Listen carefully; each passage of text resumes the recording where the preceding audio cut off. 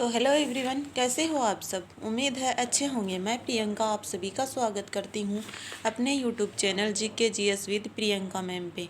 तो हमने स्वतंत्रता संग्राम शुरू किया था कल हमने, और वो पूरा तो नहीं हुआ एक वीडियो में, तो हम उसकी एक दो क्लासेस और लेंगे और आज भी वही पढ़ने वाले हैं।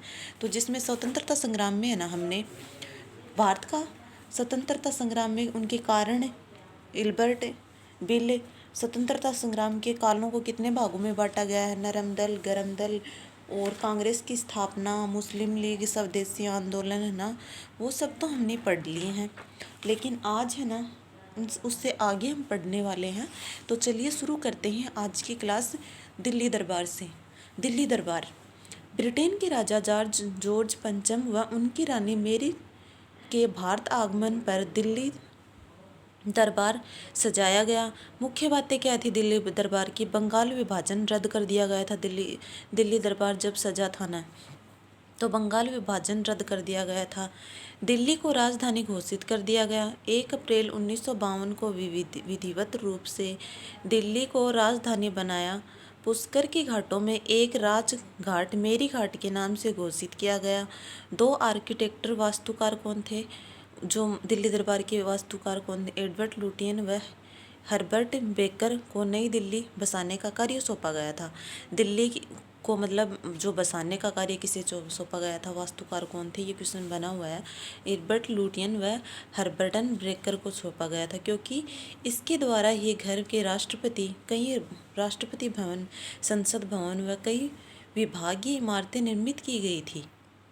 दिल्ली दरबार के बारे में जो भी मुख्य बातें हैं ना, इम्पोर्टेंट फैक्ट आपको दिखे हैं स्क्रीन के ऊपर, वो सारे इम्पोर्टेंट हैं, तो उनको ध्यान से देख लेना, क्योंकि स्टेटमेंट में ऐसे क्वेश्चन बनते हैं।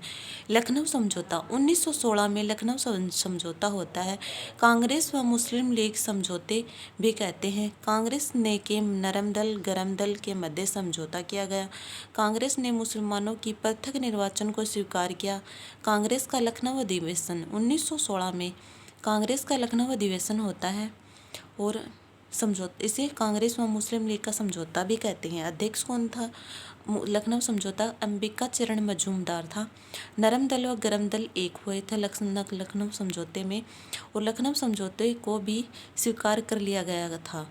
स्वतंत्रता संग्राम का तीसरा चरण है ना, स्वतंत्रता संग्राम का तीसरा चरण 1919 से 1947 तक माना जाता है, जो महात्मा गांधी ने 2 अक्टूबर 1959 पोरबंदर गुजरात में, जो मतलब 1919 से 1947 का जो काल है ना, वो महात्मा गांधी का काल माना जाता है। इसलिए हम महात्मा गांधी के बारे में देख लेते हैं, इम्पोर्टेंट जो भी बनते हैं। महात्मा गांधी का जन्म है ना, वो 2 अक्टूबर 1969 में पोरबंदर गुजरात में हुआ था। आपको स्क्रीन के ऊपर जो भी दिख रहा है ना, उसको स्क्रीनशॉट भी ले लेना है। और महात्मा गांधी का पूरा नाम क्या था? मोहनचंद करमचंद गांधी था। माता कौन थी? पुतलीबाई थी। पिता करमचंद गांधी था। 14 वर्ष की आयु में विवाह कस्तूरबा से हुआ था। उनकी पत्नी कौन थे? कस्तूरबा बाई थी। 1883 में 4 पुत्र हुए। 1899 में और 1991 तक इंग्लैंड के कानून की पढ़ाई की और बैरिस्टर की उपाधि प्राप्त की। 1893 में अब्दुल एंड सन्स के केस में पैरवी करने हेतु दक्षिण अफ्रीका गए थे। ट्रेन यात्रा के दौरान रंग भेद हुआ, और 1894 में रंग भेद की लड़ाई में नटाल कांग्रेस की स्थापना की थी। ये क्वेश्चन भी बना हुआ है। नटाल कांग्रेस की स्थापना किसने की थी? 1894 में महात्मा गांधी ने की थी। और 1903 में दक्षिण अफ्रीका में इंडियन ओपिनियन पत्र की शुरुआत भी इन्होंने की थी। और 1904 में डबरन ने फिनिक्स आश्रम की स्थापना की थी। 1910 में टोलस्टॉय आश्रम की स्थापना जोहान्सबर्ग में भी महात्मा गांधी ने की थी। ये क्वेश्चन सारे बने हुए हैं, तो इम्पोर्टेंट है, सारे ध्यान से देखना है। सत्याग्रह शब्द का प्रयोग महात्मा गांधी जी ने पहली बार दक्षिण अफ्रीका में किया था। सत्याग्रह शब्द का प्रयोग दक्षिण अफ्रीका में किया था, और किसने किया था? महात्मा गांधी ने किया था। गांधी जी के इन्हीं अथक प्रयासों से दक्षिण अफ्रीका की सरकार झुकी व इन्हें काला कानून वापस लिया। प्रथम विश्व युद्ध में गांधी जी ने इंग्लैंड की काफ़ी मदद की, जिससे प्रभावित होकर ब्रिटेन सरकार द्वारा गांधी जी को केसर ए हिंद की उपाधि प्रदान की गई। ब्रिटेन सरकार ने गांधी जी को केसर ए हिंद की उपाधि प्रदान की थी। गांधी जी का भारत आगमन कब हुआ था, क्योंकि वो इंग्लैंड गए थे ना पढ़ाई करने, तो फिर भारत कब आए थे वो भी देख लेते हैं। 9 जनवरी 1915 को दक्षिण अफ्रीका से भारत लौटे। राजनीतिक गुरु कौन थे? गोपाल कृष्ण गोखले थे।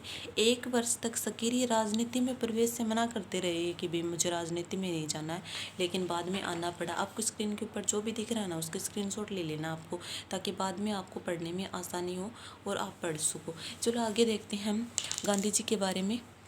रविंद्रनाथ टैगोर ने गांधी जी को महात्मा की उपाधि दी। गांधी जी ने रविंद्रनाथ टैगोर को गुरुदेव की उपाधि दी। ये क्वेश्चन भी बने हुए हैं। मतलब गांधी जी की उपाधि, मतलब रविंद्रनाथ टैगोर को कौन सी उपाधि दी गई थी? गुरुदेव ने की है। और किसने दी थी? गांधी जी ने दी थी। सन 1915 में अहमदाबाद से कोचरन नामक स्थान पर गांधी आश्रम शुरू किया गया। 1917 में यह आश्रम साबरमती नदी के किनारे स्थानांतरित किया गया। सक्रिय रूप से गांधी जी राजनीति में 1916 में आए व लखनऊ विश्वविद्यालय समारोह में भाग लिया। गांधी जी के आंदोलन कौन कौन से हैं? चंपारण आंदोलन 1917 में किया, अहमदाबाद मजदूर मिल 1918 में किया, खेड़ा सत्याग्रह 1918 में किया। चंपारण सत्याग्रह के बारे में कुछ फैक्ट देख लेते हैं जो गांधी जी ने किया था ना। और ये चंपारण कहाँ पे है? बिहार में है। 3 कटिया प्रथा, 3/20 भाग नील उगाने की जरूरत, ये इंपॉर्टेंट फैक्ट है इनके जो भी हैं चंपारण सत्याग्रह के बारे में। राजकुमार शुक्ला के कहने पर चंपारण गए गांधी जी और उन्होंने सत्याग्रह उपयोग कर पहली बार भारत आए। अहमदाबाद मजदूर मिल के बारे में पढ़ लेते हैं जो गांधी जी ने की थी। 1918 में हुआ था अहमदाबाद मजदूर मिल। शहर में प्लेग फैल गया था ना, इस कारण से अहमदाबाद मजदूर मिल हुई थी। प्लेग के बोनस की मांग के लिए है ना मजदूर मालिकों के मध्य हुआ था। और गांधी जी ने पहली बार हड़ताल शब्द का प्रयोग भी अहमदाबाद मजदूर मिल के दौरान ही किया था। पर अंतिम रूप से मालिक 35% बोनस देना स्वीकार किया। मतलब गांधी जी के जो अहमदाबाद मजदूर मिल है ना वो सफल रहा। इन्होंने तो मालिकों ने ना 35% है ना बोनस देना वो मान लिया था मजदूरों को, क्योंकि प्लेग फैल गया था तो फसलें नष्ट हो गई थी उस टाइम पे। इसलिए खेड़ा सत्याग्रह जो गांधी जी ने किया था उसके बारे में पढ़ लेते। खेड़ा कहाँ पे है? गुजरात में है। फसल नष्ट होने के कारण किसान टैक्स की मांग कर रहे थे। गांधी जी व विठुल भाई पटेल, वल्लभ भाई पटेल हिंदू यागिनी के साथ खेड़ा पहुंचे और कर माफ करवाने गए थे। अगर आपको वीडियो अच्छा लगे तो चैनल को लाइक शेयर और सब्सक्राइब जरूर करें। और ना जो स्वतंत्रता संग्राम का जो दूसरा चरण है ना 1919 से 1947 के जो हम पढ़ रहे हैं उसके बारे में और देख लेते हैं आगे। रोल्ट एक्ट जो 1919 में आया था, और जो 3 पढ़े हैं वो तो हमने गांधी जी के बारे में पढ़े हैं। और आगे हम देख लेते हैं रोल्ट एक्ट जो इम्पोर्टेंट है, हर एक एग्जाम में पूछा हुआ क्वेश्चन है। मार्च 1919 में यह एक्ट पारित हुआ। काला कानून, इस कानून के तहत अंग्रेजी हुकूमत किसी को भी शक के आधार पर ही गिरफ्तार कर सकती थी। मतलब किसी को भी है ना, जो अंग्रेजी सरकार थी ना वो किसी को भी शक के आधार पर गिरफ्तार कर सकती थी। इसमें क्या था? रोल्ट एक्ट में नो अपील, नो दलील, नो वकील। ये इसीलिए इसको ना काला कानून बोला गया है। रोल्ट एक्ट के विरोध में देश भर में विरोध हो रहे थे, सभाएं हो रही थी, विरोध हो रहे थे, भारत वाले विरोध कर रहे थे, क्योंकि किसी को भी शक के आधार पर गिरफ्तार करके ले जा रहे थे अंग्रेज। इसलिए ना इसका ना विरोध कर रहे थे भारतीय लोग। आगे हम पढ़ लेते हैं जलियांवाला बाग हत्याकांड जो 13 अप्रैल 1919 को हुआ था। डॉक्टर सत्यपाल सैफुद्दीन किचलू की गिरफ्तारी पर रोल्ट एक्ट के विरोध में अमृतसर के जलियांवाला बाग में एक शांतिपूर्ण सभा चल रही थी। हंसराज नामक व्यक्ति संबोधित कर रहे थे इस सभा को। इस सभा के दौरान जनरल डायर व धुआंधार गोलियां चली। रविंद्रनाथ टैगोर ने सर की उपाधि त्याग दी। जलियांवाला बाग हत्याकांड हुआ था ना उस टाइम पे है ना रविंद्रनाथ टैगोर ने ना सर की उपाधि त्याग दी थी। जलियांवाला बाग हत्याकांड की जांच में हंटर कमेटी बनाई गई जिसके डायर को क्लीन चिट दे दी गई, जिससे भारतीय भड़क उठे। मतलब जो जलियांवाला बाग हत्याकांड हुआ था ना, उस टाइम पे है ना रविंद्रनाथ टैगोर ने सर की उपाधि त्याग दी। ये क्वेश्चन बना हुआ है। और जलियांवाला बाग हत्याकांड के दौरान हंटर कमेटी का गठन किया गया था। मतलब हंटर कमेटी का गठन है ना कौन से हत्याकांड के दौरान किया गया था? जलियांवाला बाग हत्याकांड के दौरान किया गया था। तो ये क्वेश्चन भी बना हुआ है, इसलिए इम्पोर्टेंट है सारे। और आपको जो भी स्क्रीन के ऊपर दिख रहा है ना, उसका स्क्रीनशॉट ले लेना आपको, ताकि बाद में पढ़ने में आपको आसानी हो। आगे हम पढ़ लेते हैं खिलाफत आंदोलन। भारतीय मुसलमानों द्वारा 1919 में एक आंदोलन किया। आंदोलन का नेतृत्व शौकत अली और मोहम्मद जिन्ना ने किया। मतलब खिलाफत आंदोलन का नेतृत्व किसने किया था? शौकत अली और मोहम्मद अली ने किया था। खिलाफत आंदोलन 7 अक्टूबर 1919 को हुआ था। 1920 में इस आंदोलन की बागडोर महात्मा गांधी को दे दी गई, जिन्होंने इसे असहयोग आंदोलन में मिला लिया था। और आज की ये क्लास तो हम यहीं पे ख़त्म करते हैं। और आज ही ख़त्म नहीं होता स्वतंत्रता संग्राम, और आगे हम शायद 2 क्लासेज और आएंगी इसकी, जिसमें हम कंप्लीट कर लेंगे। और क्योंकि डिटेल में पढ़ रहे हैं कराने को, तो आज इसी टाइम पे ख़त्म करा सकती थी, पर है ना इसके और भी इम्पोर्टेंट जो भी युद्ध हुए हैं ना वो बचे हुए हैं, तो हम उनको सारे डिटेल में पढ़ेंगे और शॉर्ट वीडियो में पढ़ेंगे। इसलिए जो भी एग्ज़ाम से रिलेटेड जो बने हुए क्वेश्चन और बनने वाले हैं सारे हम कवर करेंगे। तो आपको है ना बस चैनल को लाइक शेयर और सब्सक्राइब कर देना, ताकि क्लास जब भी आए सबसे पहले नोटिफिकेशन आपके पास पहुंचे और आपको एग्ज़ाम में कोई दिक्कत ना हो, आप आराम से एग्ज़ाम निकाल सको। तो कल भी हम पढ़ेंगे।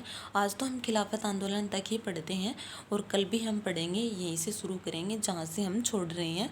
तो आज की हमारी क्लास तो हम यहीं पे ख़त्म करते हैं। अगर वीडियो आपको अच्छा लगे तो चैनल को लाइक शेयर और सब्सक्राइब ज़रूर करना है। और आप कमेंट में कुछ पूछना हो, कोई डाउट हो तो कमेंट करके आप पूछ सकते हो। बाकी हम कल पढ़ेंगे।